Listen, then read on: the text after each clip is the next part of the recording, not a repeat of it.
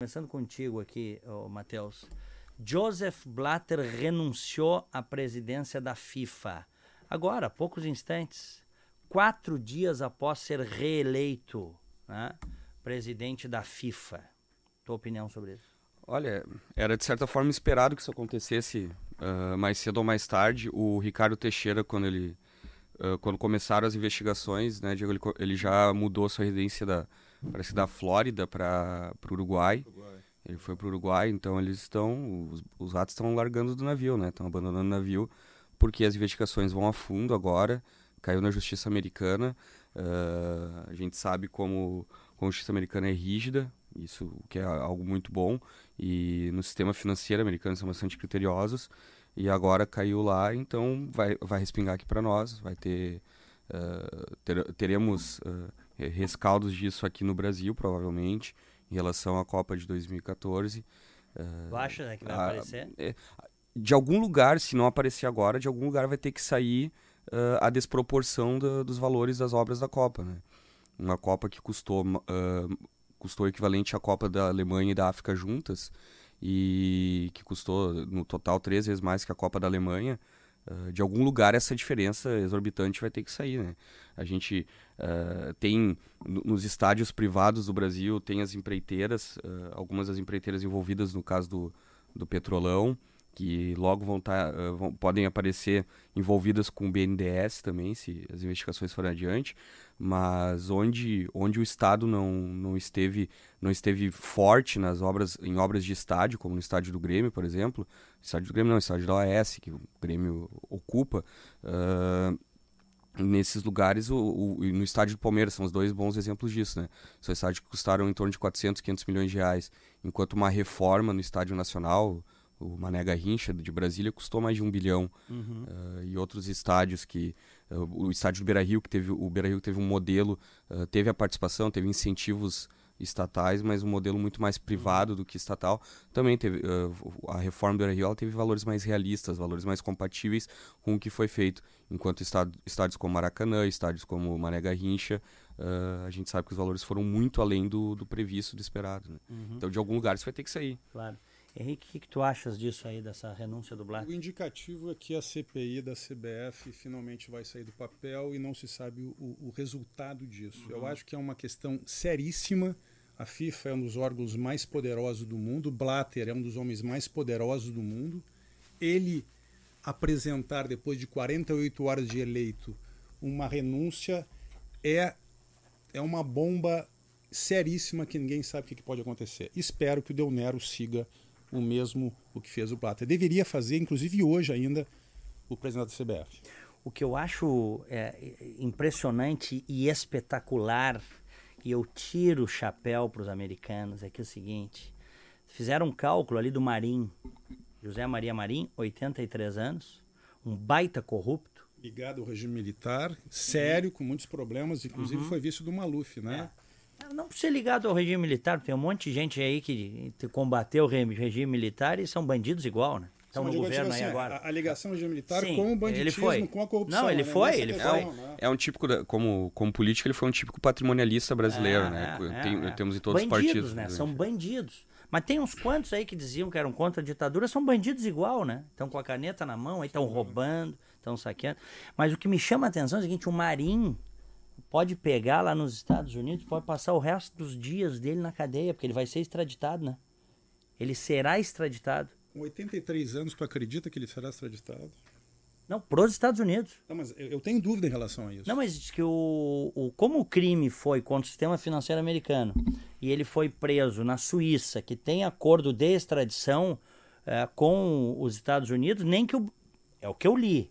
Nem que o Brasil queira. Não. O Brasil não vai se meter. A questão é a não idade sei se dele. não vai, porque o Brasil adora defender bandido aí fora. É verdade, mas nesse caso eu acho que o governo não vai se meter porque vai piorar o soneto. O governo tem que ficar quieto, né?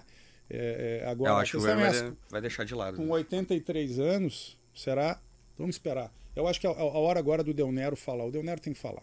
Até isso, a questão do Brasil envolvido, o governo, o envolvimento do governo nisso, de alguma forma pode acabar respingando, mas essa intromissão que tu falaste, Henrique, na extradição do Delnero, eu não acredito muito que o governo vá se intrometer nisso, porque não é... Digamos assim, o Delnero não joga do lado deles, politicamente, ideologicamente. Contigo, o governo vai ficar quieto. E quanto mais pegar fogo, melhor para o governo nesse momento de uma crise monumental do país. Quanto mais os holofotes saírem do governo, melhor para o governo. Certeza. Portanto, essa crise hoje, para o governo brasileiro, é muito bem-vinda. Mas a comparação que eu estou fazendo, e aí já entrando na questão política, é que quando aqueles dois pugilistas cubanos tentaram asilo no Brasil, o governo entregou eles para Cuba. E quando um assassino como Cesare Battisti tentou asilo no Brasil, ele foi tratado como celebridade, a pão de ló. Então, nós somos atualmente governados e boa parte da nossa política ela possui uma indignação seletiva, né? A indignação contra, por exemplo, contra um assassino depende se ele se diz de esquerda, se ele era ligado à ditadura militar, se ele é ligado ao socialismo. É importante só corroborar a tua análise. O governo antes estava surfando em alto grau de popularidade. Inclusive externa, né? Fazia e refazia o que queria e ninguém falava nada. Hoje mudou o cenário. Mudou absolutamente o cenário. Portanto, o que o governo se meter vai ser pior. Não, com certeza, o governo não vai meter a colher essa crise está sendo maravilhosa para o governo. Sai Lava Jato, sai um monte de rolos que o governo está envolvido, sai reforma política, que como está acaba sendo bom para o governo também, entra a história da FIFA, entra a história da CBF. É um momento aí realmente seríssimo dentro dos últimos décadas de mundo que está acontecendo na FIFA. Sim. 2h13, 17 graus e 1/10. Hora certa, CDV João Aurélio. Registra, transfere e licencia seu veículo. Fone 3330-2611 ou acesse joãoaurelio.com.br. Hotéis Express, qualidade de hospedagem na medida certa. Em Porto Alegre, na Farrapos e na Júlio, e na Garibaldi com o novo Express rodoviária. Tem também Express em Canoas, na Getúlio Vargas, e em São Leopoldo, na rua São Caetano. 17 graus, temperatura para Domênico, presentes originais para pessoas especiais, no Iguatemi e no Moinhos Shopping. E que mão na roda, saiba mais em braulioveículos.com.br ou ligue 3381-7377. Bom, já está conosco aqui também o vereador Comaceto, do PT. Vereador, boa tarde. Boa tarde, Casagrande, boa tarde, companheiros de debate. É um prazer retornar aqui à Band. Prazer é nosso. Apesar do atraso, né? Eu sempre peço, a minha produção pede que os convidados não se atrasem. É verdade. O senhor já se atrasou a segunda vez, mas eu vou lhe convidar. Verdade. Se o senhor se atrasar a terceira, pede gol aqui no programa. É verdade. Mas é bem-vindo sempre. Desta vez eu saí com antecedência e fiquei trancado na perimetral. Não sei o que está acontecendo. Nesse momento, a perimetral ali próximo do Largo Zumbi dos Palmares está parada. Fiquei 12 minutos ou 13 minutos parado ali. Trancado ali, deve estar Que é o tempo que creio que estamos no atraso aqui. Sim, alguma manifestação. Peço desculpa ao senhor e aos ouvintes. Tranquilo. Vereador, nós estamos falando aqui da FIFA. Joseph Blatter renunciou e, enfim, nós vamos ter aí a CPI da CBF. Quero saber a sua opinião aí sobre isso. Não, a CPI da CBF ainda não foi aprovada, Diogo. Não, já tem as assinaturas. É a proposição, já está bem encaminhada. Já tem as assinaturas. O indicativo mas já foi aprovada? Não, ela não começou, ela não foi instalada ainda, mas já tem as assinaturas e ela deve ser instalada. Aliás, eu estou dizendo que é o seguinte, eu tenho dito já desde o início que a CPI que interessa não é a da CBF, é a do BNDES. Essa eu estou preparado para falar sobre isso. E aí tem gente que diz, não, mas tem que ir pro BNDES do tempo do Fernando Henrique. Por mim, pode buscar o BNDES de 20 anos. Pode buscar tem que abrir desde o início. Desde o início, se quiser. É o que eu tenho dito aqui, gravei até um... Voto com o relator. Mas eu quero lhe ouvir sobre essa questão do futebol, vereador. O futebol, eu creio que num dos debates que fizemos aqui, participação, já externalizava aqui a opinião e o caixa preta que é o futebol no mundo, não é só no Brasil isso. O futebol é uma grande lavanderia. porque as transações que são feitas com jogadores e os patrocínios, a estruturação das Copas do Mundo ou dos campeonatos que envolve o futebol, Copa do Mundo, Copa América, a Copa Europeia, entre outras, toda ela é feita por um cartel aí que comanda, e que vem há muito tempo, né? Inclusive com a figura do brasileiro aí, João Avelange, que constituiu uma estrutura mundial hoje. Império, né, Camaceto? Um império, né? É um império do futebol, e que ele não leva em consideração a soberania das nações, não leva em consideração a questão, o regramento mesmo de sociedade mundial e de humanidade, porque é inconcebível. Eu até não entendi por que o Blatter manteve as eleições, foi eleito no meio da confusão, no meio da prisão dos 7, né? Isso. Grandes dirigentes, entre eles o Marim, grande deputado de direita brasileiro, que inclusive foi um dos grandes causadores e delatores do Herzog, um grande jornalista que foi morto quando num sábado pela manhã foi lá prestar o atendimento da OBAN, que o chamava, né? Bom, então isso, infelizmente... Mas não é por ser de direita que justifica esse ladrão, que tem um monte de ladrão de esquerda aí, né? Não. Eu nem sei se é de direita, no Marim, no Marim, isso aí pra mim é bandido. No Marim, bandidos não têm ideologia. Mas os ideológicos são mais perigosos. Claro que existem ideológicos que se apropriam dos partidos, de espaços públicos.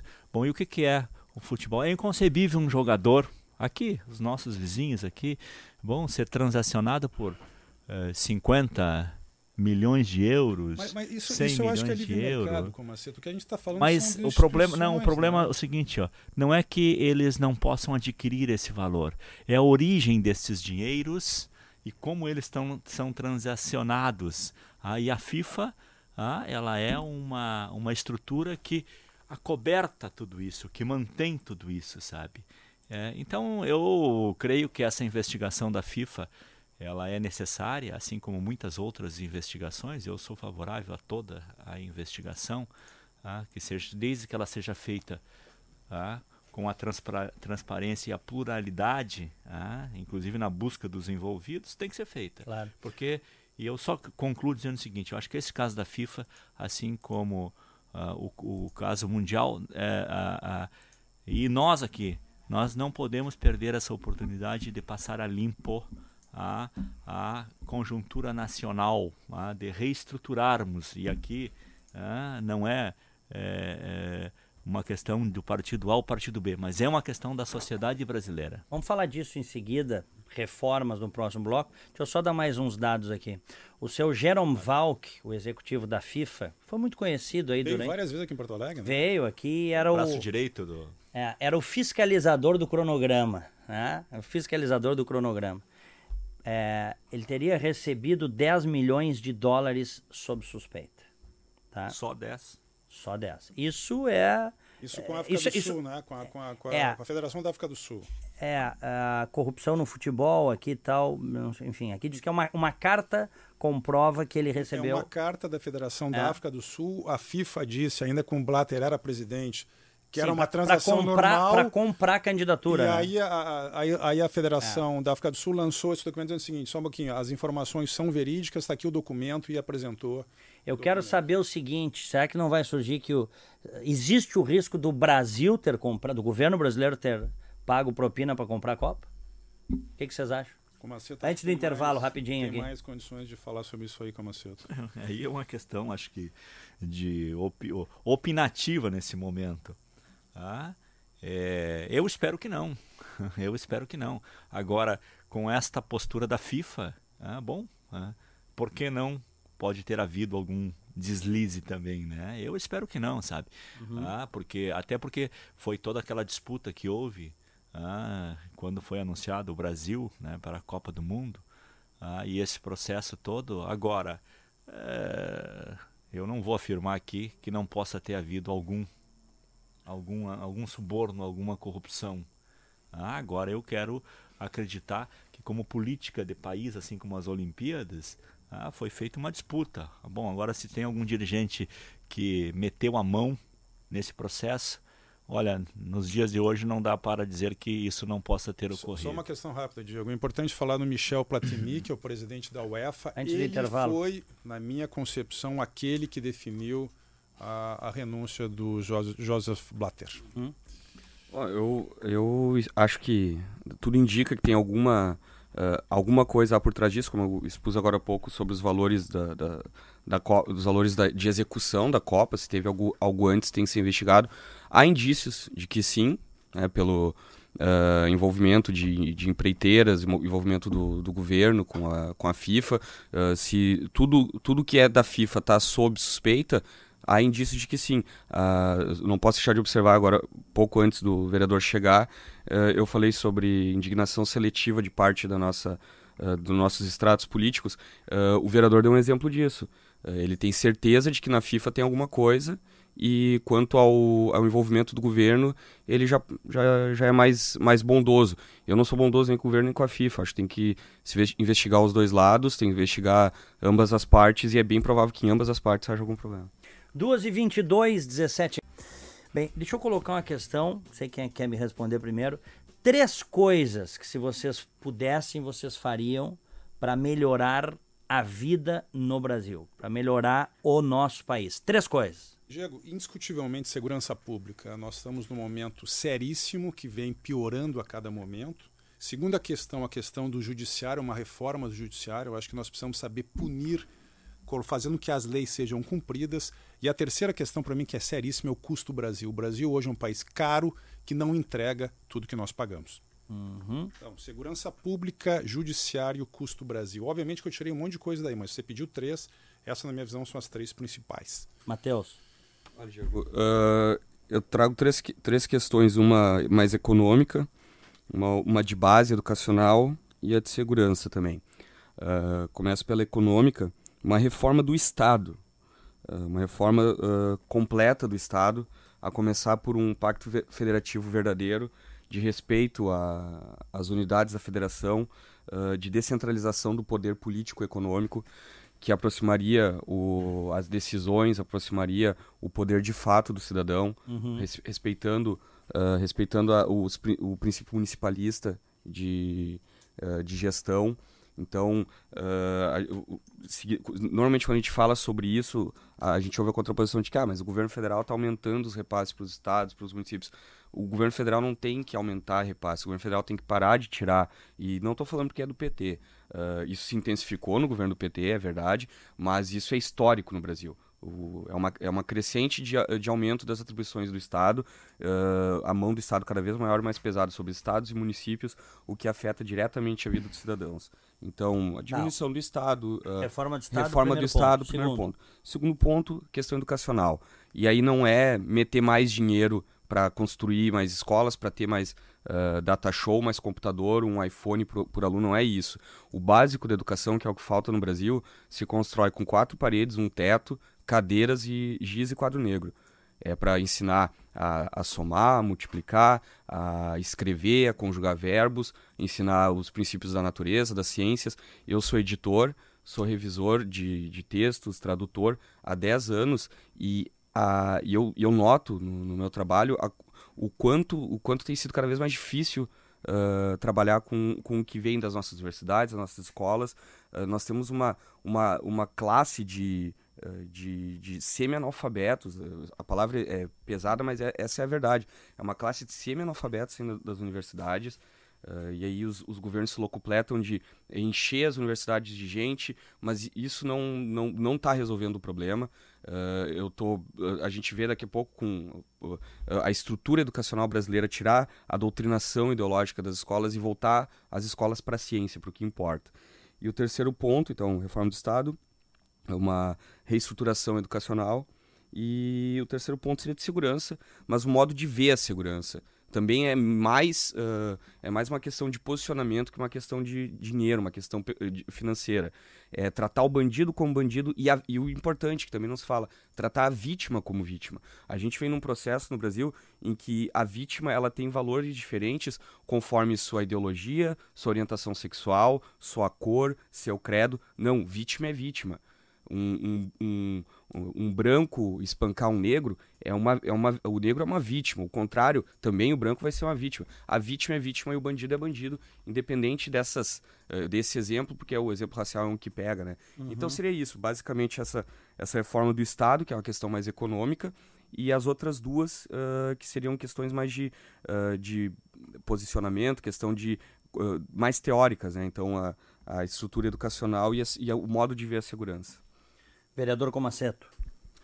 Sem dúvida, o primeiro ponto passa pelas reformas do país, reformas estruturais. E eu aponto aqui, num primeiro ponto, que para mim está no mesmo nível da igualdade, a reforma política, com uma constituinte exclusiva para tratar desse assunto, porque eu não acredito que quem está com o poder, quem tem mando e tem benefícios, vai fazer uma reestruturação da reforma política que possa trazer transparências e tirar benefícios. Vide a falsa da reforma política que foi conduzida pelo Cunha nos últimos dias aí. A única coisa que passou foi o financiamento empresarial aí, com bancadas inteiras do Rio Grande do Sul votando a favor. Bom, e nesse mesmo campo das reformas, a reforma do judiciário. O judiciário brasileiro é uma caixa preta. Aqui eu tenho acordo com o Henrique nesse ponto. O segundo é a questão do sistema educacional brasileiro. Com tudo que se construiu nos últimos períodos, aí, 400 escolas técnicas, dezenas de universidades, mas ainda é insuficiente. E aí começando pelo ensino fundamental, o ensino de base. Eu sou defensor do tempo integral na escola, e o avanço da escola pública, e nenhuma criança fora da escola, nenhuma criança e nenhum jovem fora da escola. E fechar o ciclo lá da educação pré-infantil ou da escola infantil até a universidade e a pós-graduação.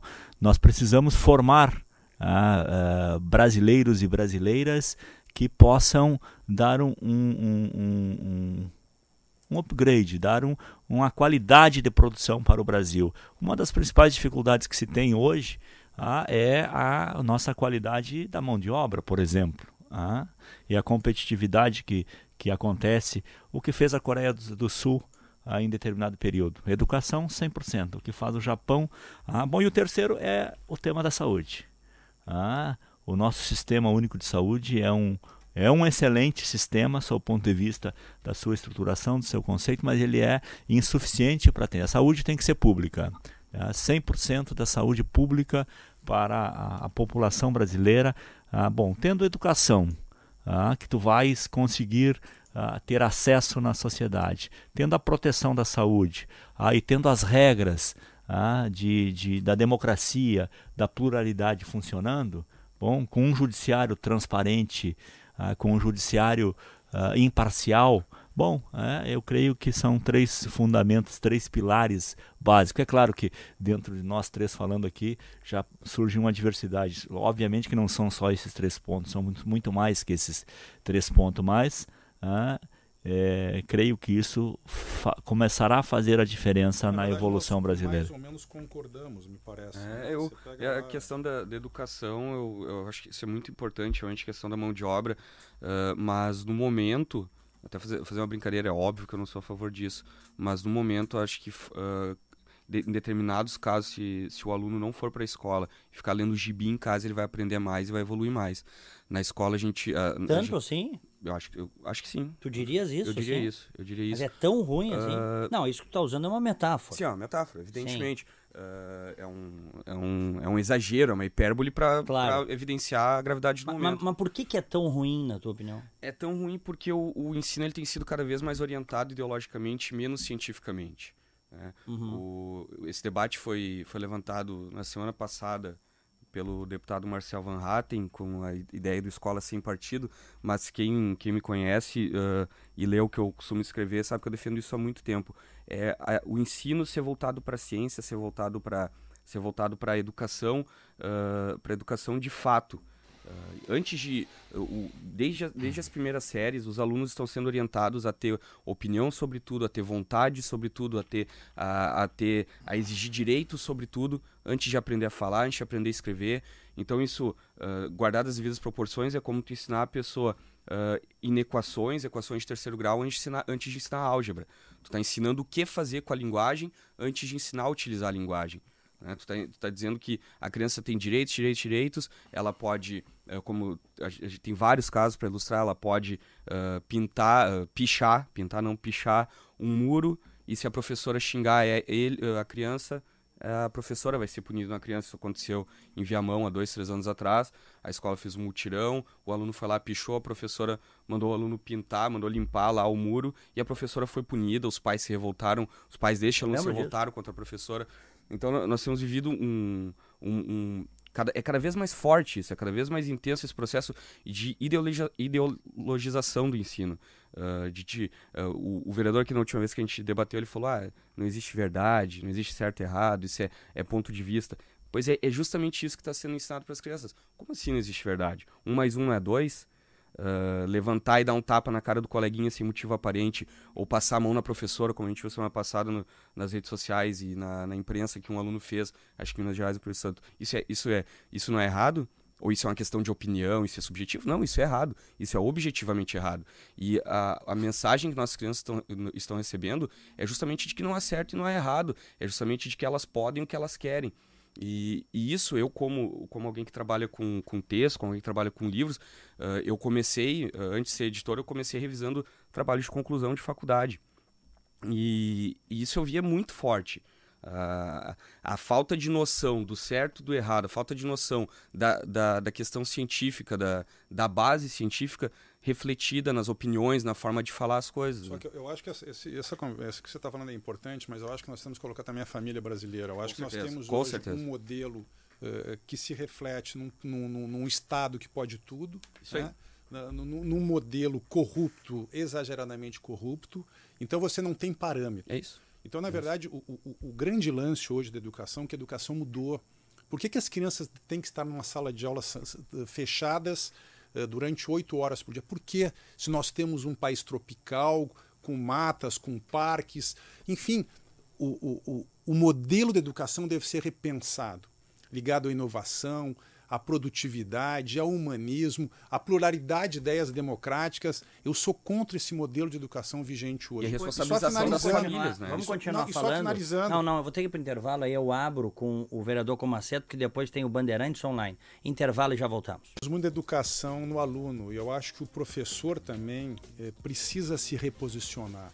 Nós acompanhamos historicamente há décadas as greves no Brasil. Hoje vários estados têm greve e eu nunca vi os professores falando em mudança educacional.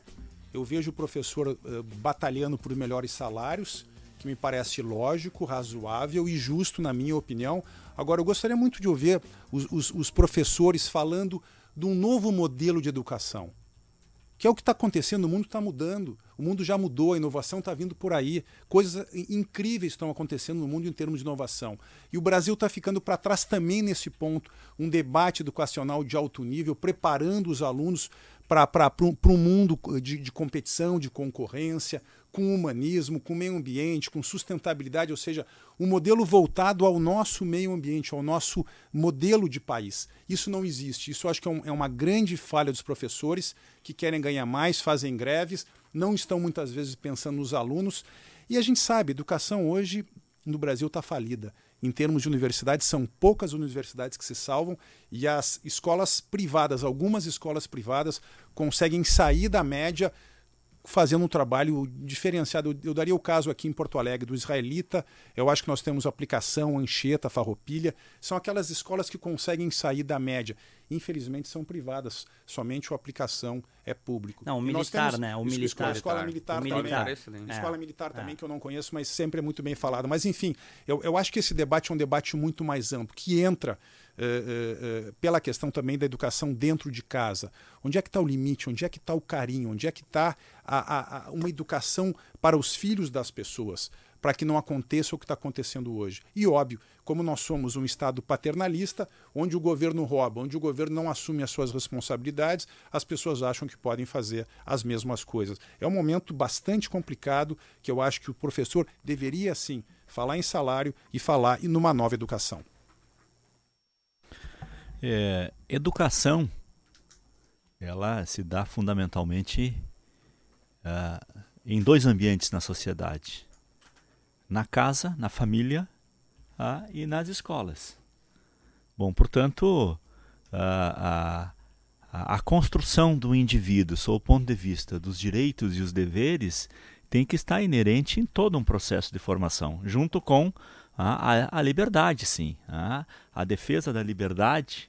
E aí o educador, os processos de educação tem que informar, tem que trazer a educação.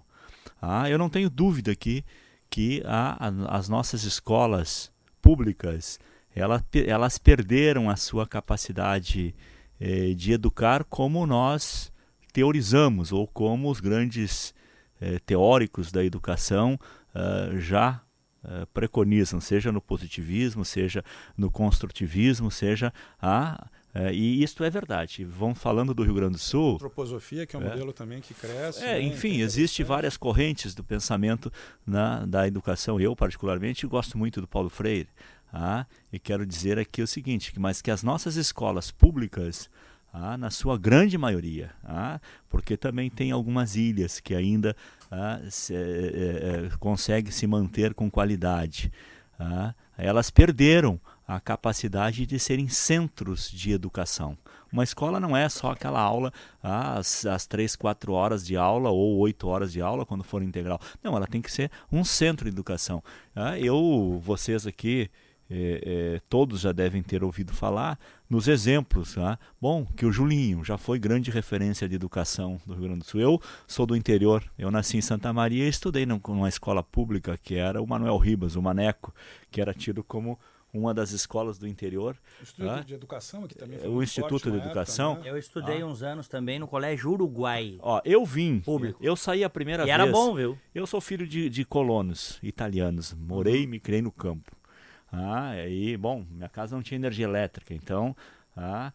e a primeira vez que eu saí de Santa Maria foi para competir, que eu fazia atletismo, foi a Cruz Alta. A primeira vez que eu vim a Porto Alegre, eu vim pela minha escola pública, pelo Maneco, competir na Surgipe em Porto Alegre. Eu tinha lá 10, 11 anos. Mas por que era bom e ficou ruim? Porque esse é o ponto. Todos nós aqui era bom. Por que degradou tanto? O que aconteceu? Bom, aí eu creio que tem um descaso com a educação. E claro, com a demanda também cada vez maior dos direitos pela educação, bom, e o Estado não acompanhou, tanto na reestruturação educativa, se podemos assim falar, reestruturação ou acompanhamento, na formação, bom, e os professores, é verdade, se concentraram num tema, que é a reivindicação pela sua qualidade de vida, qualidade salarial e condições de trabalho. Bom, e a questão educacional, agora mesmo, eu disse para a Rejane num debate que foi presidente do CEPERGS há pouco tempo, bom, por que não se faz um debate sobre o sistema educacional, a reforma, a reestruturação do sistema educacional? Bom, e eu tenho uma opinião aqui, que tem uma questão aí diferente aí do Matheus. Não existe partidarização no sistema educacional.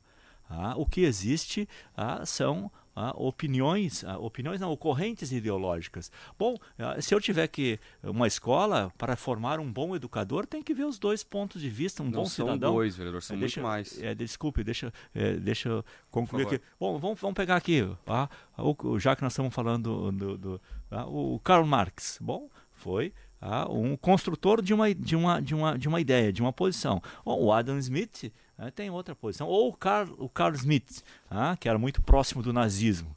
Bom, nós temos as pessoas têm que saber quem são quem foram esses mentores, esses filósofos que orientaram a humanidade Bom, tem o Gramsci também. Ou o Gramsci. Tem o Gramsci. Ou pegamos lá. Mas eu prefiro falar Ou do Steve pegamos do Jobs, Sócrates. eu acho que é um exemplo muito eu quero dizer, por que eu estou dizendo isso? Que a liberdade, ela tem que existir como conceito da educação. Bom, e o indivíduo se forma e vai optar pela sua visão filosófica ou a sua corrente ideológica. Bom, e é isso que forma a sociedade, é justamente a pluralidade, a diversidade. Bom, e o que não podemos é ter mecanismos totalitários que impeçam que o indivíduo tenha uma formação de liberdade. E eu quero dar um exemplo aqui, que eu vivo e convivo numa escola pública, que é a escola, o colégio de aplicação aqui da universidade. Eu acompanho, até porque tenho uma filha que estuda lá. Acompanho aquela escola. Bom, as crianças lá têm o seu regramento, têm liberdade, optam, tem debate, tem discurso. Eles realizam, desde dos seus 8, 10 anos, todo semestre um trabalho com tema livre. Tu escolhe o tema livre. Bom, e vai debater com toda a turma. Tem temas, desde a influência das Barbies na formação da mulher até temas como as ditaduras da América Latina. Bom, que as crianças optam por isso, com orientação, claro, que vão fazer os debates, ou temas do empreendedorismo. Bom, é uma diversidade que surge. E é uma das escolas, assim como foi dito aqui, a escola militar, bom, que tem um sistema bem mais, eu não diria rígido, mas bem mais formal no sistema de educação, que eu não acho que é ruim, sabe? Eu não acho que é ruim ter regra, ter horário para chegar, ter horário para sair. Bom, eu estou aqui avançando nessa questão, mas a educação precisa de uma reestruturação geral. O vereador contrapôs a minha colocação de que há ideologização na educação, dizendo que isso não é verdade, que não tem. Eu convido o vereador a visitar a Faculdade de Educação da Universidade Federal do Rio Grande do Sul, pegar o currículo de suas disciplinas, de suas cadeiras, analisar a sua bibliografia, coisa que eu já fiz como aluno, e depois que eu sou formado em letras, sou bacharel em letras, mas eu comecei a licenciatura e estudei na FACED, na Faculdade de Educação da Universidade Federal, e não há um currículo, uma bibliografia que não seja amplamente, totalmente, não é quase totalmente, é totalmente marxista. Isso não é opinião. Eu tenho guardado em casa, eu posso escanear e botar na página do programa.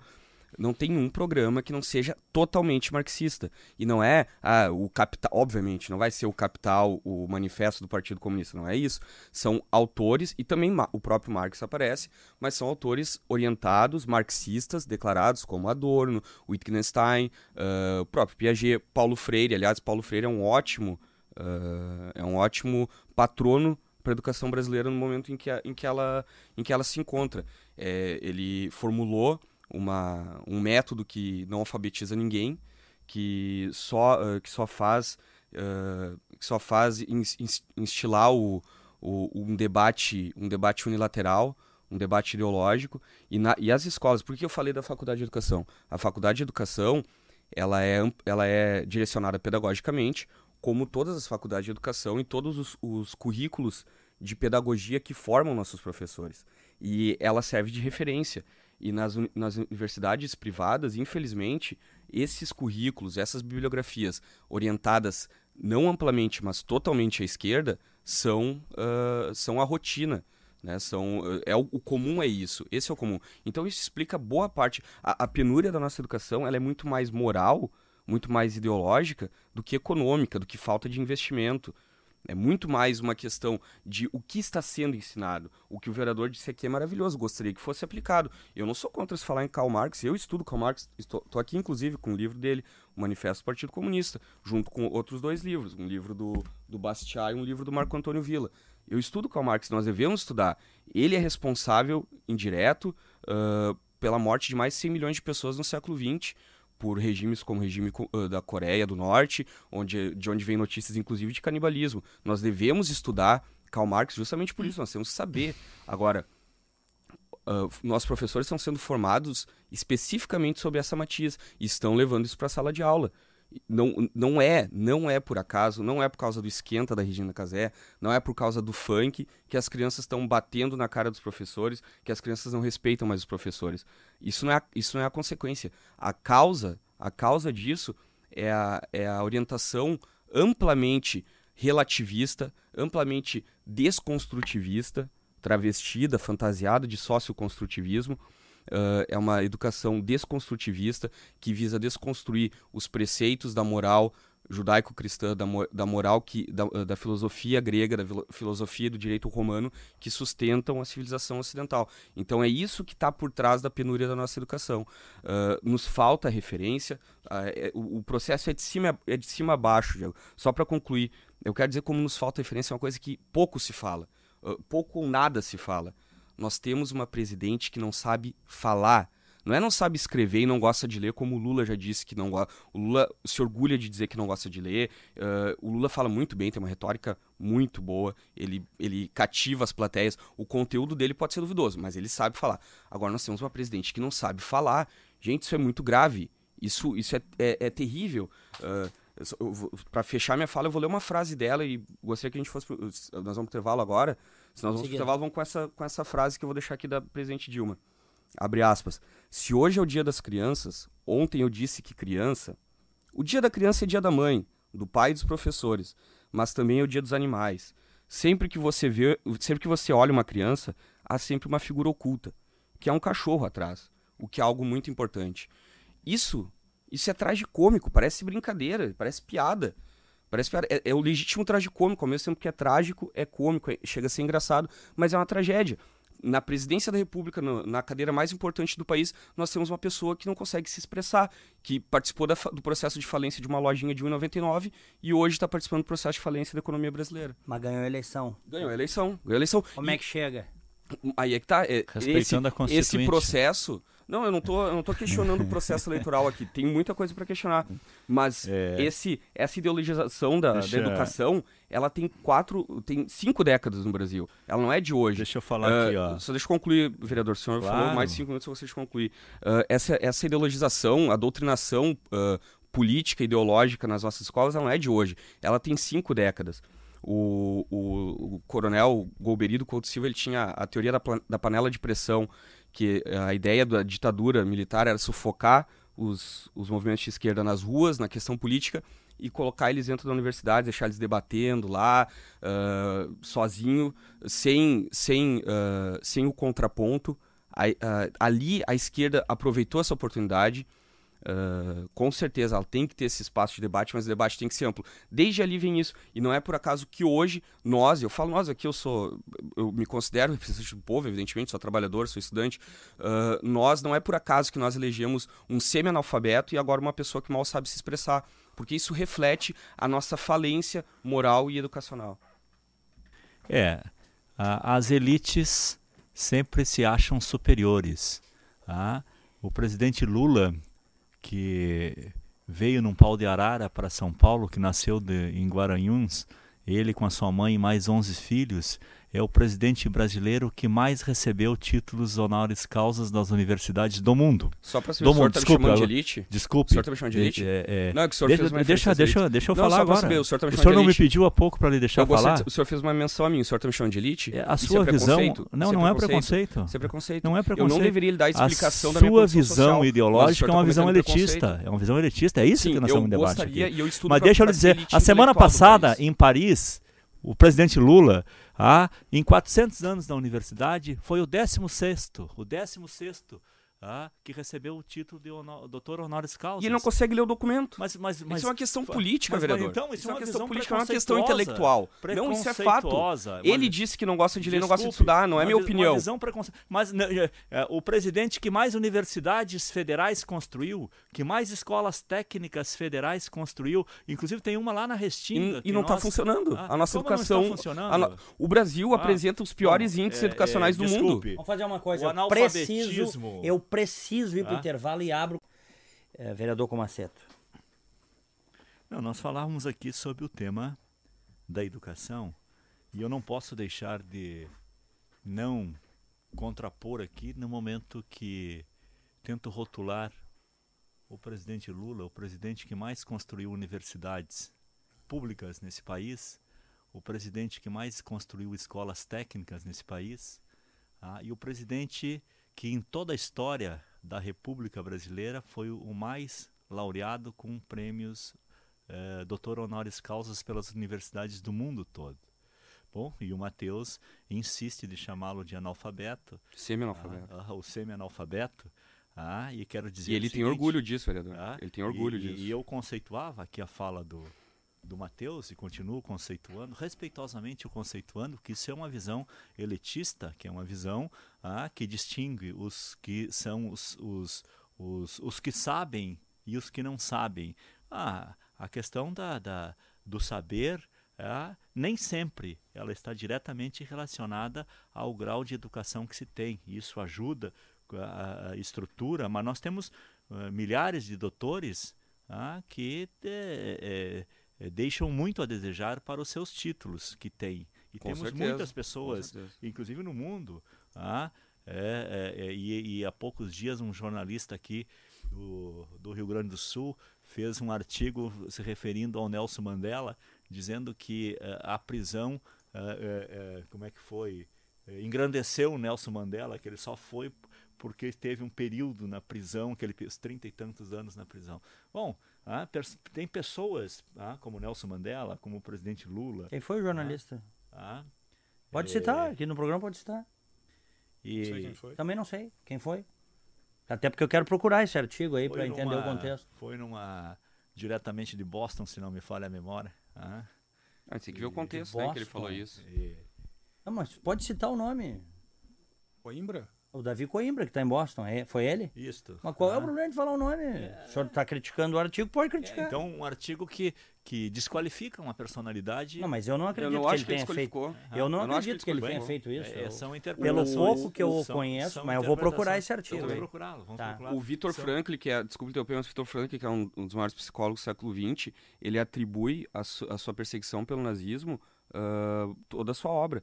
Ele estava pronto para fugir do nazismo com a família. Ele ficou, acho que 3 ou 4 anos num campo de concentração. Foi ali que ele perdeu encontrou toda a família. Foi ali que ele encontrou o sentido intelectual, o sentido de estudos dele. Foi ali que ele encontrou. Então, e ele atribui a isso. Ele se diz grato. Obviamente que ele não é óbvio que ele foi perseguido. Obviamente que ele não é a favor do nazismo, mas ele atribui aquele momento e ele diz, inclusive eu acho que talvez de alguma outra forma eu teria chegado, mas aquele momento radical da minha vida me levou à conceituação do meu trabalho. As sociedades mais bem-sucedidas no mundo hoje, eu colocaria Estados Unidos, eu colocaria a Coreia do Sul em termos de educação, e Singapura, que é líder em todos os níveis de educação, todos os indicadores. É meritocracia. O Brasil, você falar em meritocracia, você está falando alguma asneira. Eu acho que você fala em meritocracia, não é questão de elite ou não elite, a questão é o seguinte, o que nós queremos desse país? Uma educação de qualidade, onde as pessoas possam empreender, ou nós vamos querer essa coisa básica, maçante, que o PT está no poder há 12 anos e, pelo que eu estou entendendo, o vereador Comaceto, com o maior respeito, não sabe o que é da educação. Eu achei aqui o artigo do jornalista Davi Coimbra em 20 de abril. Provavelmente o senhor está se referindo a este parágrafo aqui do Davi Coimbra, que ele diz o seguinte: Mandela, ele pega 2 exemplos, olha aqui, os maiores homens da humanidade, os que conseguiram os maiores avanços, as conquistas mais profundas e duradouras, conseguiram por colocarem as pessoas acima das ideologias. Vou pegar 2, Martin Luther King e Nelson Mandela. Mandela, antes de se tornar sábio, era um imbecil.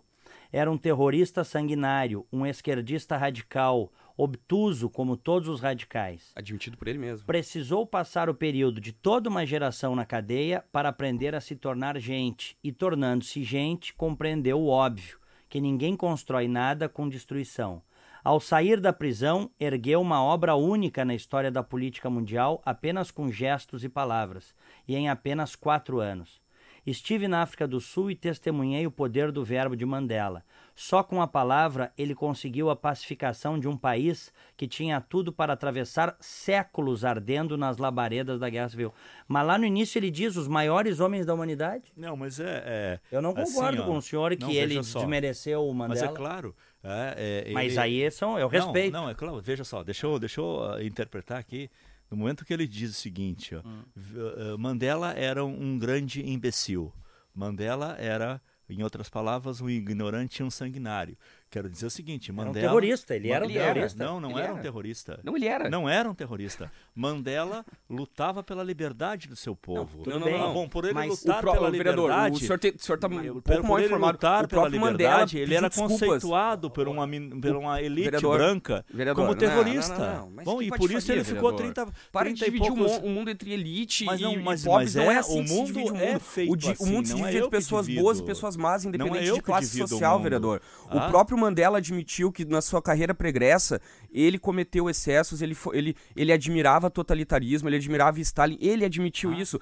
Isso não é opinião, vereador. O senhor está dando opinião sobre o que não se ele opina. enfrentar as situações adversas, bom, todo que está sendo perseguido se defende. Tomaceto, dentro dessa sua visão, por exemplo, qualquer brasileiro hoje é contra o status quo, ele pode pagar em armas, então, que ele vai ser um herói. Pela visão do PT e da isso que eu quero esquerda, entender. sim. Claro que não, Então, pelo amor de então, Deus. desculpa, então não não vai vai entender entender o que aqui, você tá falando. Aqui, decida. dizer que o Mandela, para ser o sábio que foi, teve que ficar preso 34 anos, é reduzir a história, é reduzir a capacidade de um indivíduo. Agora, então é o seguinte, o Lula que tudo que fez por esse país... o Mandela, vereador, ele está enaltecendo o Mandela. Eu não sei, essa discussão é enaltecendo ridícula, e justificando que ele só foi o que foi porque ficou 34, porque foi preso, senão não teria ficado isto.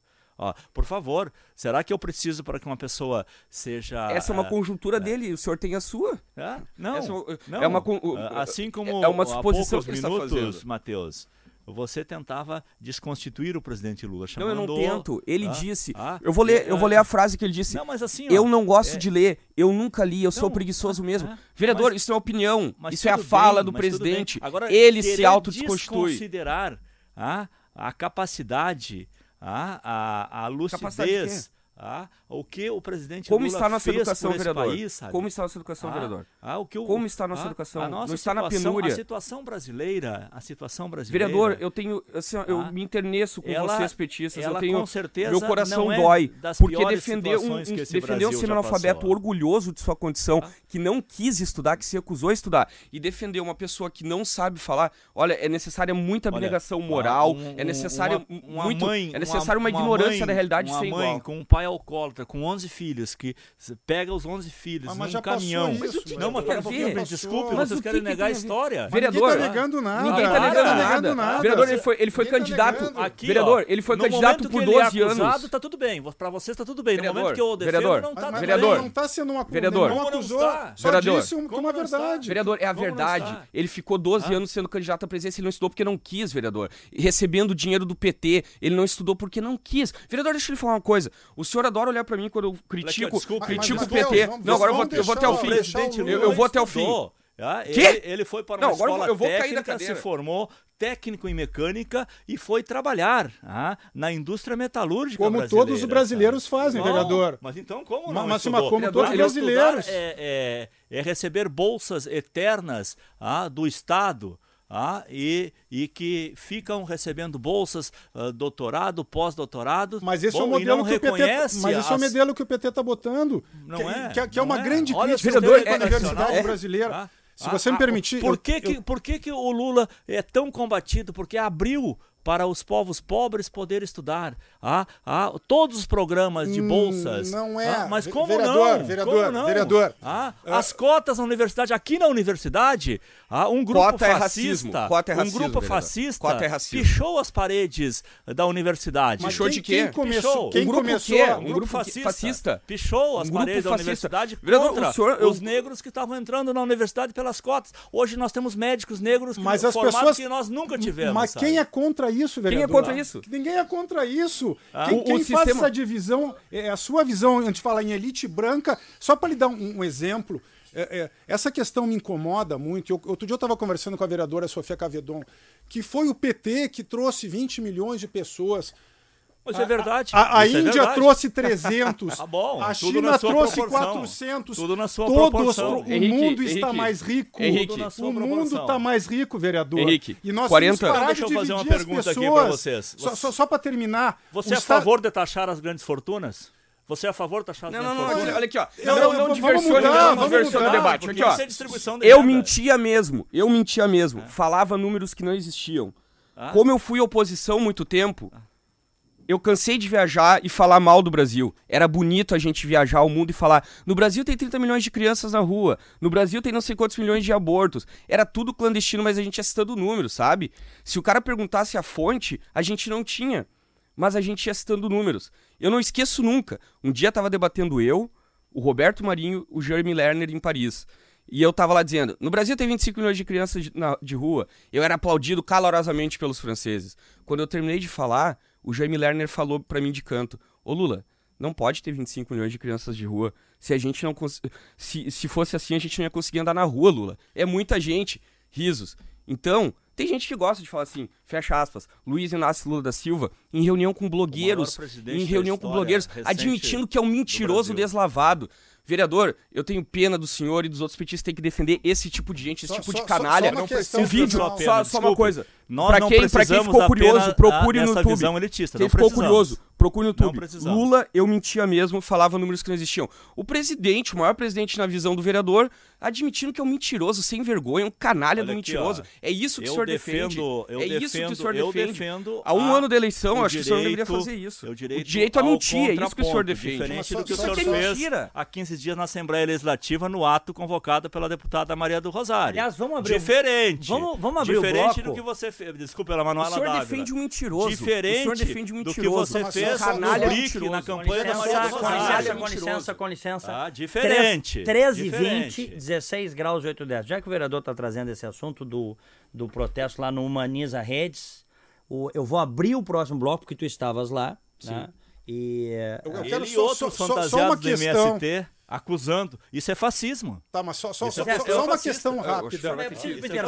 Mas um minuto, Diego, um minuto. Eu não aceito essa questão que o vereador Comaceto, com o maior respeito à amizade que eu tenho, sabe disso há muito tempo, e com outras pessoas que falam o seguinte, ó, o negro médico, o chinês, no mundo inteiro desenvolvido, é só ir para qualquer país, vai para um kibutz dentro de Israel, vai para Singapura, que é o modelo hoje, você tem gente de todos os credos, de todas as raças, isso não é mérito do PT, não é mérito do presidente Lula, é mérito do brasileiro que estudou. Desculpe, é mérito porque eu não preciso de um Messias, eu quero alguém que tenha visão de futuro, visão de futuro. Henrique, o senhor está falando como se o Lula fosse passar para as pessoas para a faculdade. Não lhes é oferecida a oportunidade, não vai ter ascensão.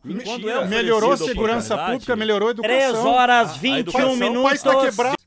O vereador Comaceto fez uma crítica à participação do Matheus Colombo Mendes num evento do Humaniza Redes, promovido pela deputada estadual Manuela Dávila na Assembleia Legislativa, que terminou em confusão. Qual é a crítica que o senhor tem a fazer? O Matheus vai responder e nós vamos abrir aqui o debate. A crítica, de minha parte, é muito tranquila em falá-la.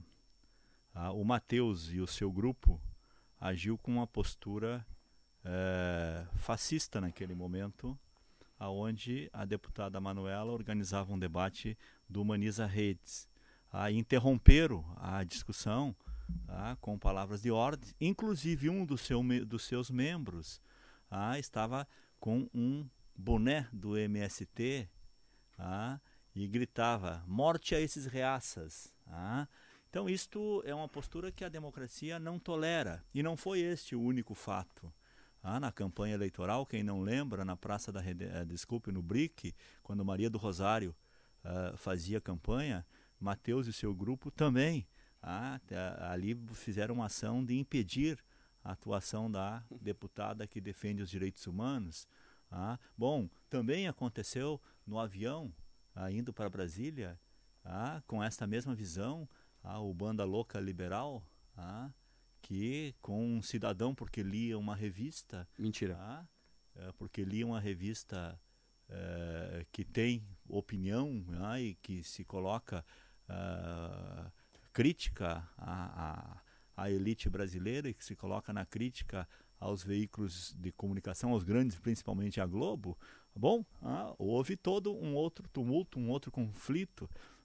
Nós não podemos querer construir a liberdade e a democracia não permitindo que opiniões diferentes se reproduzem. Só um pouquinho, Vou deixar eu o quero ouvir o Matheus, Matheus tem aí. umas questões que eu não concordo, mas Mas depois você tem o direito de não concordar. Eu acho que que deveria são dois começar, pesos e duas deveria medidas. começar não concordando. É que são com dois essas pesos, duas opiniões, medidas. Não. com essas Mas posturas. deixa o vereador concluir, porque eu quero ouvir o Matheus, Quando que tu foi tumultua protagonista disso. uma atividade democrática, impedindo que as opiniões possam ali se expressar, e lá estavam jornalistas, fazendo o debate também naquele momento, sabe?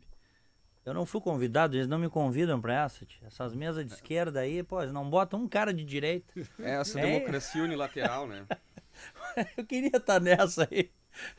De vez em quando eu vou, de vez em quando eu vou nas universidades, tal, participo de debates e gosto muito. Eu particularmente depois vi esse negócio na internet, porque estava no YouTube, né? Mas e aí, Matheus? Bom, o negócio é o seguinte, o vereador ele faz essa prática que a gente conhece desde os primórdios do comunismo, passando pelo nazismo, que é um primo muito próximo do comunismo e do socialismo. Aliás, nazismo significa nacional-socialismo. São primos irmãos, né? Essa prática de repetir a mentira até ela ser integrada ao pensamento geral, ao pensamento corrente. Sobre o caso do avião, quem quiser procurar, é só procurar na internet, procura na página da Banda Louca Liberal. Eles nem sabiam, isso é mais pura mentira, eles estavam atrás do avião, tem vídeos deles na parte de trás do avião. Quando desceram em Brasília, começaram a cantar palavras de ordem, porque eles estavam indo para a manifestação pelo impeachment da Dilma Rousseff e pelas investigações do BNDES, que daqui a pouco a gente vai falar, PT, etc e tal. Eles começaram a cantar. Esse senhor, que o Sul 21, a Carta Capital deram repercussão ao que ele falou, se levantou e foi discutir com eles. Então eles invertem na cara dura, eles mentem descaradamente. Eu acho até que o vereador aqui não está mentindo na fonte, mas ele mente por responsabilidade, porque ele compra o negócio sem saber de fato o que aconteceu. Sobre a Maria do Rosário, vereador, o senhor está se referindo ao vídeo tem um vídeo no YouTube em que o então candidato a deputado estadual Marcel Van Hatten, meu amigo, de quem eu tenho muito orgulho de ter ajudado na campanha, ele convidou, tem um vídeo para quem quiser ver, ele convidou a deputada para um debate público ali sobre segurança. Mas vem cá, tchê, o PT, a esquerda não adora um tal de um debate público, não adoram uma conversa entre o povo, no meio do povo, na redenção, para testemunhas, para todo mundo ver. Mas só uma a deputada Maria do Rosário foi convidada pelo Diego, que eu sei, e pelo que eu fiquei sabendo, ela desmarcou a vinda aqui no programa, é verdade, Diego? Estava marcado o debate entre Maria do Rosário e Marcel Van Hatten e ela desmarcou. Pois é, ela teve a oportunidade de falar. Tá aberto espaço, né? Mas claro, para ela, para Maria do Rosário, para todo mundo. Isso aqui, primeiro, isso aqui é uma emissora, primeiro, o Grupo Bandeirantes é uma emissora plural. Eu tenho as minhas opiniões, eu sempre as expressei no microfone. Eu não trabalho onde eu não posso expressar as minhas opiniões, mesmo que divergentes ou que possam concordar, mas eu sei respeitar as pessoas que vêm aqui. Então, eu quero fazer esse debate. Agora, tem gente que só vai... Na boa. Entendeu? Só com bolinha levantadinha. Vamos chegar no evento da Manuela. Aliás, eu quero saudar o vereador Comaceto, porque o vereador Comaceto vem pra pauleira aqui. Só vem pra pauleira. Eu estou aqui debatendo. Tá aqui debatendo. Mas quero dizer que eu já faltei a alguns debates, não porque não concorde com você ou com os debatedores. E virei tantas vezes que eu possa aqui me expressar e possa ter o meu direito de contrapor respeitado, concordando ou não concordando. Isso é porque espetacular, isso é democracia. Essa é democracia, é isso que todos nós defendemos. Então, voltando... mas humaniza. Só voltando. Eles adoram esse tal do debate, só que eles só gostam do debate quando é unilateral. Ali a deputada, então ministra Maria do Rosário, teve a oportunidade de debater sobre segurança pública com um candidato a deputado estadual e ela se recusou, saiu, foi embora. Ela não foi corrida, ela foi embora porque ela quis. E a tropa de choque dela veio pra cima de nós. Tem um vídeo na internet, quem quiser olhar, olhe. Inclusive, a mentira, ela eles mentem. Deixa eu fazer uma pergunta bem objetivamente lá. Vocês foram lá pra esculhambar o debate? Não. Não? Tem o que aconteceu, Matheus? É importante dizer isso, porque o vereador está dizendo. O que aconteceu? O que aconteceu foi justamente isso, Diego. Eu vi a convocação na internet pro debate, pra audiência pública, com uma mesa formada exclusivamente por pessoas que pensam nesse tema de forma semelhante, de forma muito parecida, quase idêntica.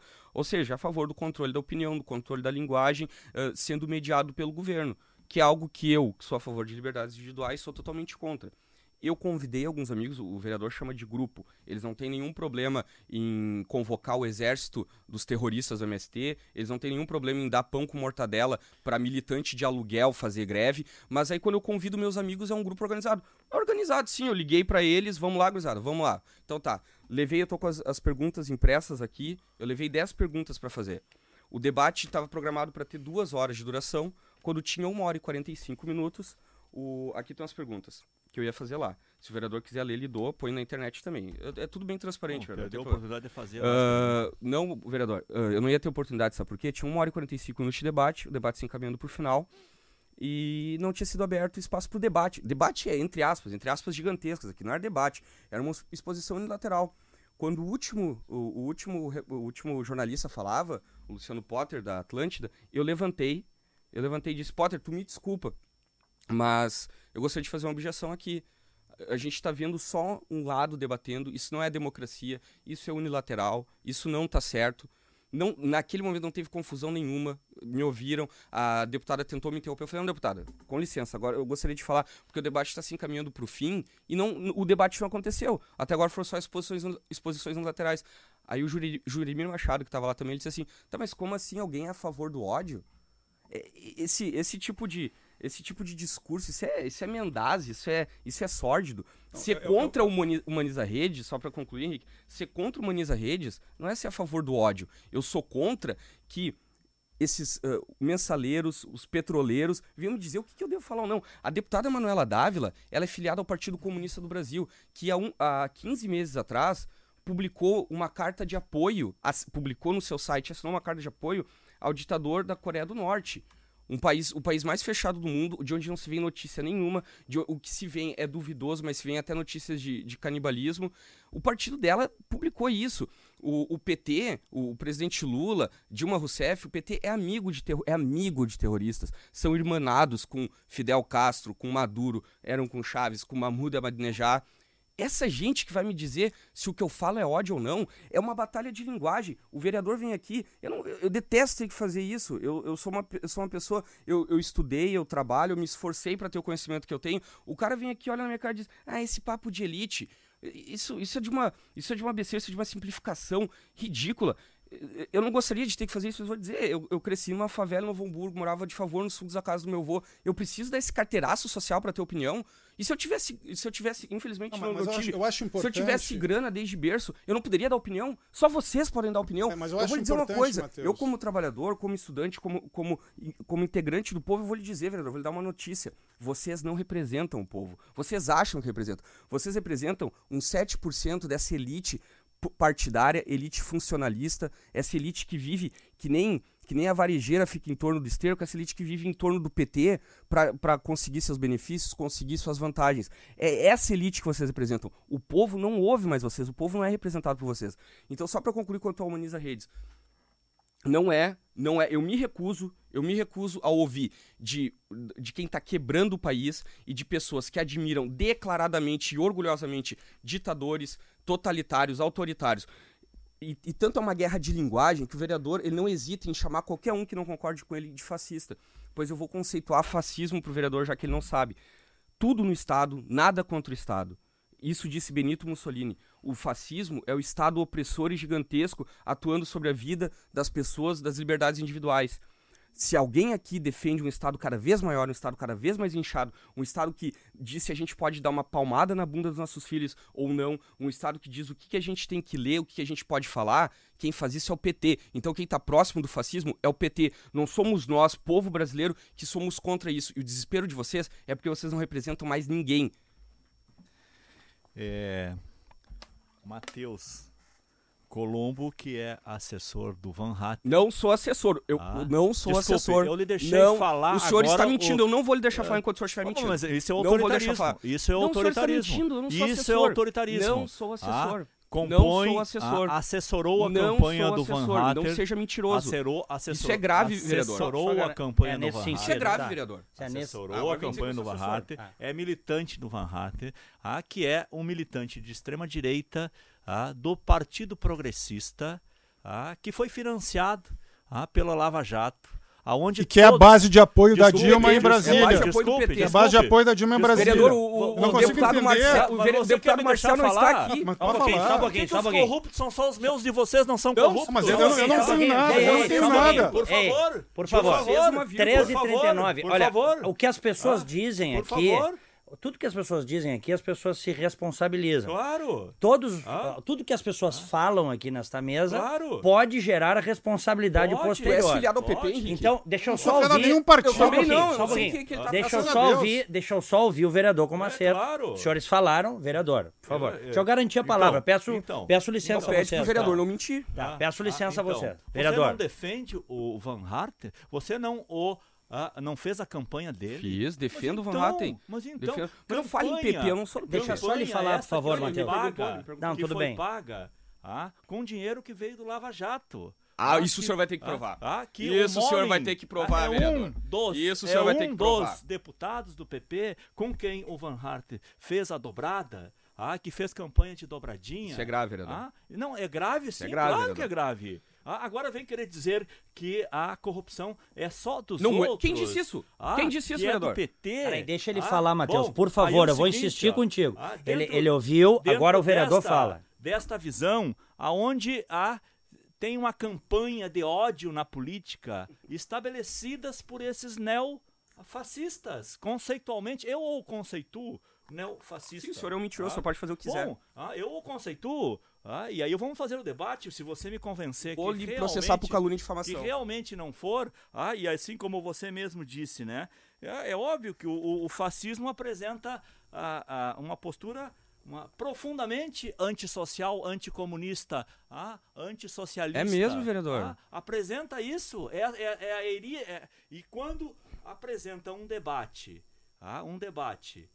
que tem posições contrárias. E o Matheus disse há poucos minutos, aqui conceituou o movimento social do Movimento Sem Terra como um movimento sanguinário. Terrorista. Terrorista. E é terrorista. Agora eu pergunto, por que ele e os seus amigos foram lá com o boné do MST? Quem foi com o boné do nesse MST, ato? vereador? Com o boné do MST e gritavam morte, Gritavam? morte aos Quem fez isso, vereador? a Quem fez isso? essa direita, porque se autofantasiaram de MST, isto não é um ato. Isso não é um ato. O senhor está com uma antissocial. série de denúncias para provar. Entre na internet, veja aí no YouTube, veja como é que chama mesmo? O filme que está aí, entre aí para verificar. Foi isso que aconteceu. Essas posturas de inibir que o debate seja feito e se achar o dono da verdade. Mas, a verdade Comaceto, quem é que começou isso no Brasil se não foi o PT? Desculpe. Há anos atrás, a Henrique, deputada Maria do Rosário, ela invadiu a Assembleia Eu nunca Legislativa. vi defendido atos fascistas. Mas eu não estou pela primeira defendendo, eu estou vez. dizendo o Mas seguinte: como não? quem começou Como isso não? foi o Henrique, PT nesse país. ser contra o Como? PT é ser fascista, Como? é isso que o vereador está Não. dizendo. Eu não estou Não defendendo é nada. autoritários, Quem eles são começou autoritários. isso foi o Olha, PT. aqui não é contra o PT. Eu só quero Foi que o PT, Foi a vereador. esquerda radical, não Eu foi só só quero o que o PT, vereador conclua. PSTU, Lá esses estava, outros todos. Conclui, vereador. Lá estavam deputados eleitos. Vocês queiram Conclua. ou não queiram gostar, estavam deputados eleitos fazendo debate. Lá estava um jornalista. Que eu tenho maior respeito. Mas não é isso que nós estamos Sim, falando, mas é isso que eu Comaceto. estou falando. Mas não é o que eu isso estou que falando. Mas então, Dois pesos, gente, duas não Henrique, venha diversificar Henrique. aqui, ó. O ato que o Van Por Hart favor. fez na Assembleia Legislativa foi um ato fascista. Van Hatten. Ele e o seu grupo. Olha, o vereador Ele e o seu vai grupo. ter que Porque lá responder estava por o muita Jurimiro coisa, Machado, vereador. Um jornalista que eu respeito, com uma opinião diferente da O senhor sua, vai ter mas que eu provar também isso, respeito. vereador. Lá estava O senhor não respeita o nada, Luciano Popper, Potter. o Luciano Popper. Lá estava um conjunto debatendo o quê? Debatendo um programa que se chama Humaniza Redes, que tende a combater o ódio. O senhor viu o debate? Nas redes O senhor sociais, assistiu ao debate? que tende a debater. O senhor assistiu ao debate? Tem que ir pro intervalo. O senhor assistiu ao debate? Olha, eu tenho que ir pro intervalo. 3h44, 16 graus e 9/10. Estourei um pouquinho o bloco. Eu só queria 2 minutos depois. Não tem 2 minutos. Desculpa, Henrique. Preciso ir pro intervalo. Muitas mensagens, tá? Eu vou ler aqui, tem crítica dos dois lados, então vou ler aqui, tá? Óbvio. Jeito de usar palavras de baixo calão, não leio, mas não dá, mas vamos lá. Diego, parabéns pelo programa. Golaço, tá arrebentando, diz o Alcides. Muito obrigado, Alcides. O Rony, Diego, a deputada Maria do Rosário não defende direitos humanos, ela defende os direitos dos manos. Diz o Rony. Diego, se o Lula estivesse no outro lado, seria um prato cheio para os petistas, hein? Mas eles defendem de unhas e dentes o seu herói, diz o Wilson. O Everson Santos, de Porto Alegre, diz: Diego, só bate-boca, acho que é o terceiro turno Dilma-Aécio. Puxa vida, Diego, tu és de direita, o Henrique é um imparcial fascista e o Matheus um mal educado baixo nível. Sobrou pra nós aqui. Obrigado aí, valeu. Primeira vez que me chamam assim, mas eu vou analisar a tua demanda, viu? É isso aí, te preparem. Vamos lá. Os petralhas acham que todo mundo é trouxa, diz o Orlando. Estou aqui aplaudindo o Matheus de pé, Thiago de Campo Bom. O nome do amigo do Matheus que se fantasiou no MST é André, admirador do Olavo de Carvalho como o Matheus, diz o Cássio do Centro. Desconheço, não sei o que ele tá falando. Prezado Diego, que vergonha. O vereador foi pego na mentira do Nelson Mandela e ainda tentou caluniar um profissional. Aliás, é isso que vem ocorrendo com o PT. Está sendo desmascarado. O Brasil está testemunhando um partido mentiroso e enganador. Assaltaram o Brasil, diz o José, de Porto Alegre. Diego, quando os esquerdistas se manifestam e quebram tudo, é manifestação popular. Quando os oposicionistas se manifestam, são taxados de fascistas. Essa retórica é surrada e sectária, Diego, diz o Daniel. Se tu me permite, é exatamente isso que eu estava comentando, respeitosa e democraticamente com o vereador Comaceto, que quando ele diz que houve essa questão na Assembleia Legislativa, que eu não sei, eu só li, eu não estava lá, portanto, eu não vou criar um juízo de valor. Agora, exatamente isso que o ouvinte falou. O PT e seus partidos aliados dormiram na Câmara dos Vereadores, invadiram a Câmara dos Vereadores. A deputada Maria do Rosário e outros deputados invadiram a Assembleia Legislativa, mataram alguns ou atiraram pedras em brigadianos ou outras questões que aconteceram. Quer dizer, essa é a questão que eu acho que a política brasileira, uma questão de respeito, não é de ódio, de felicidade, vereador, de paz, é respeitar os contrapontos e avançar como país. Boa. O momento que hoje, e eu acredito que isso é do PT, onde divide nós e eles, e na campanha política foi comentado, foi colocado isso, não somos nós e eles, somos nós e nós.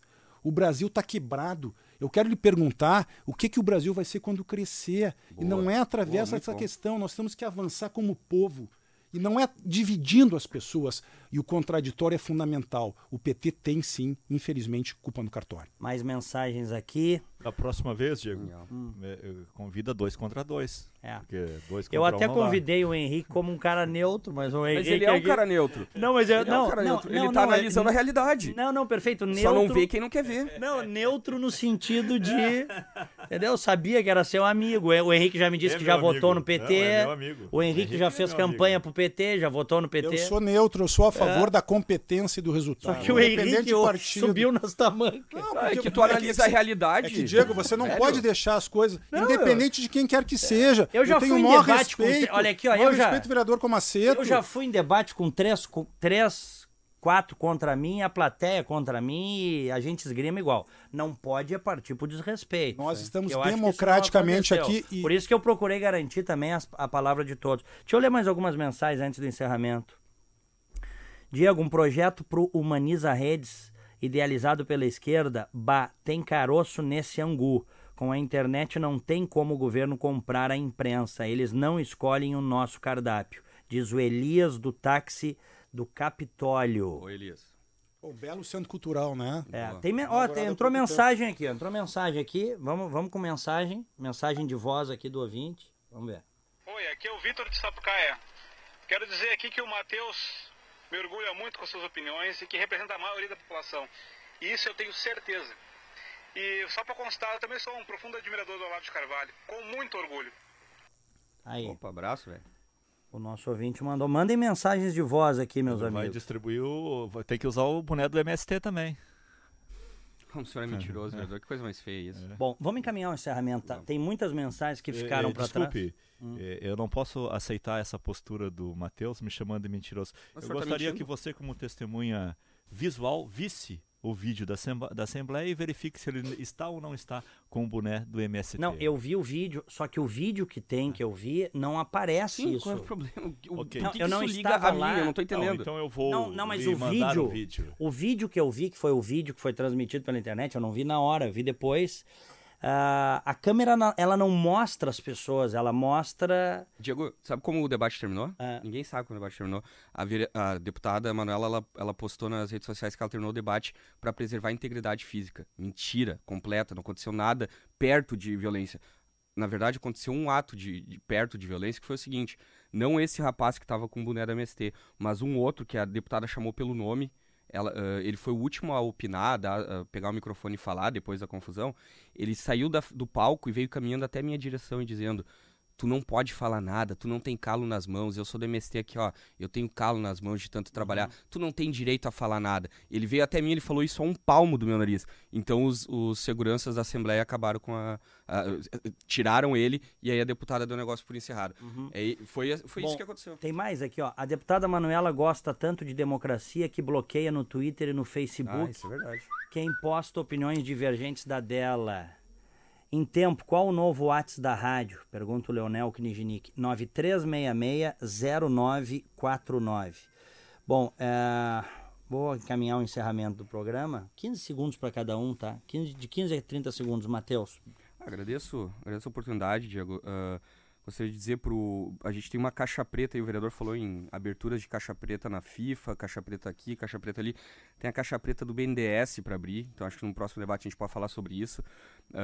Das associações entre o PT com forças de esquerda da América Latina, sob a égide do Foro de São Paulo, que é uma entidade criada por Luiz Inácio Lula da Silva e Fidel Castro, e que o BNDES tem despejado dinheiro no Equador, em Cuba, no Peru, na Argentina, na Venezuela, em países, na Bolívia, em países governados por partidos que participam do Foro de São Paulo.